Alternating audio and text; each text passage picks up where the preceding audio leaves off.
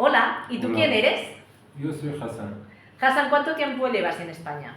Llevo más o menos en España pues casi 18 años. 18 años. Sí. ¿Dónde has estado viviendo durante un año? Pues durante un año pues debajo de un puente. ¿Dónde? Una pasarela en el Parque Cataluña. En el Parque Cataluña. ¿Por qué has estado allí? ¿Qué pasó? Pues después de la separación pues me caí en el alcohol y vivía cada día pues hasta que me deprimí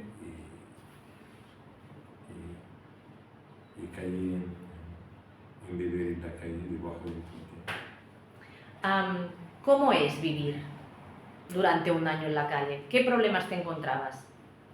Pues muchas, por ejemplo, pues no estás seguro y nada, aparte la mirada de la gente, pues la verdad te sientes como si no eres una persona. Pues eso, como si no cuentas. Vamos. De hecho, una de las cosas que tú dijiste era que ya no tenías esperanzas de salir del túnel, ¿no? Cuando nos conocimos. Pues la verdad, sí, yo pensaba que mi vida va a seguir así y cada día y no sabía el final del túnel, la verdad. Pensaba que iba a durar mucho, mucho tiempo en la calle, porque salir necesitas un empujoncito, sino una ayuda de cualquier manera.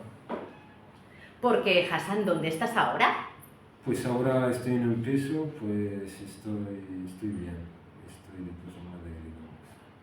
En un piso con educadoras sociales, Pues ¿no? sí, claro, en un piso que pertenece a la fundación, pues estoy trabajando, pues al cabo, pues gracias a las educadoras también que he podido salir del alcohol y para poder conservar el trabajo que acabo de encontrar.